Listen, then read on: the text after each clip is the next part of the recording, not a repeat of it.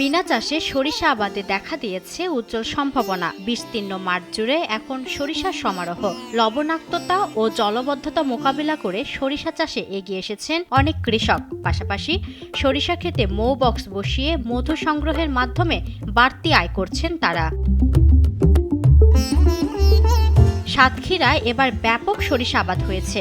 বেশিরভাগ ক্ষেতেই মৌ বক্স স্থাপন করে সরিষা চাষের সঙ্গে মৌ চাষে ডবল লাভের সুযোগ তৈরি হয়। সরিষা উৎপাদন বাড়ছে। সাতক্ষীরাতে এবার বিগত দিনের চেয়ে এবার ব্যাপক সরিষা আবাদ হয়েছে এবং আমরা বিগত দিনের চেয়ে এবছর অনেক বেশি মধু পাবো বলে আশা করি। বাজার ব্যবস্থাপনা যদি ভালো থাকে, আমাদের এখানে প্রায় 200 মৌ বক্স স্থাপন করেছি, 6 জনের কর্মসংস্থান হয়েছে।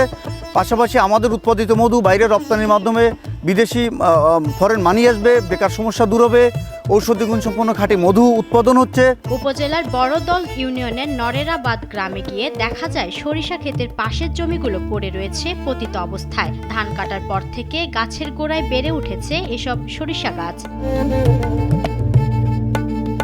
নরেরাবাদ গ্রামে সুরঞ্জন কুমার মণ্ডল ও তার স্ত্রী রীতা রানী জানান, লবণাক্ততার কারণে এলাকার জমিতে শুধু আমন ধান উৎপাদন হয়, এছাড়া বাকি সময়টাতে জমিগুলো পড়ে থাকে। এলানো থাকার পরে আমরা দেখতেছি যে লবণাক্ত জায়গা যে সরিষা হয় কিনা আমরা চেষ্টা করি দেখি। সুরঞ্জন কুমার মণ্ডল জানান, এই প্রথমবারের মতো 60 বিঘা জমিতে বিনা চাষে 14 মণ সরিষার আবাদ করেছেন তিনি। সরিষা চাষ করছি, কিন্তু বিনা চাষে এই সরিষাটা হয়েছে, কিন্তু এই সরিষা ফলন প্রতি আমার বিঘা প্রতি 2 মণ করিয়ে 7 বিঘা জমিতে 14 মণ শস্য, আর আনুমানিক আয় হলো 45,000 টাকা হবে। বামনডাঙ্গা গ্রামের বাসিন্দা অনিমা বৈদ্য জানান, লবণাক্ততার কারণে ফসল ভালো হয় না, তারপরও এবছর সরিষা বীজ দেওয়া হয়েছে।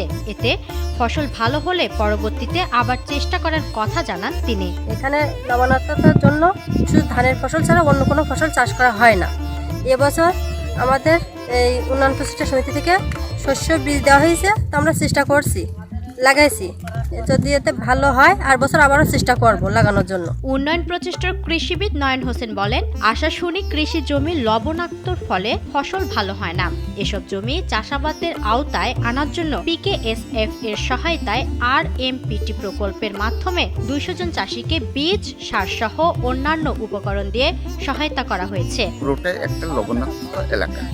এই এলাকায় সকল জমিতে বছর একটাই মাসে ফসল হয়, সেটা হচ্ছে ধান চাষ বর্ষা মৌসুমে। বাকি 9 মাস এই জমিগুলা ফেলানো থাকে।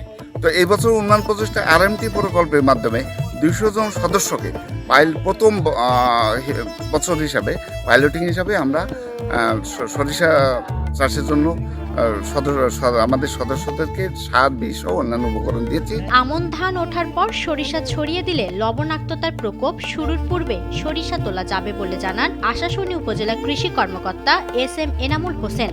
এছাড়া সাতক্ষীরা খামারবাড়ির উপপরিচালক কৃষিবিদ মোহাম্মদ সাইফুল ইসলাম জানান, এবছর 17,531 হেক্টর জমিতে সরিষার আবাদ হয়েছে। অতিরিক্ত বৃষ্টির কারণে এবারের মৌসুমে 1,500 হেক্টর জমিতে সরিষার আবাদ কম করা হয়েছে। জমিটা পড়ে থাকতো, সেই জমি পড়ে থাকার থেকে কিছু একটা ফলন আসবে। উনি কৃষকের ভাষ্যমতে, যেহেতু বিনা চাষের, এটা একদম চাষ ছাড়া একটা ধান উঠে গেছে, সেটা উঠে যাওয়ার পরে এই সরিষার চাষ উনি করলেন, জাস্ট ছিটিয়ে দেওয়া, একটু সার প্রয়োগ করা, সেখানে জৈব সারের ব্যবহার আছে।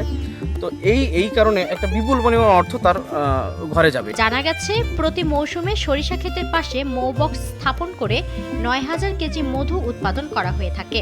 মৌমাছি সরিষার সাথে পালন করলে 15 থেকে 20 ভাগ ফলন বেড়ে যায় এবং একই সাথে 2 ধরনের ফসল পাওয়া যায়। এ পর্যন্ত মধু উৎপাদন হয়েছে 9,000 কেজি।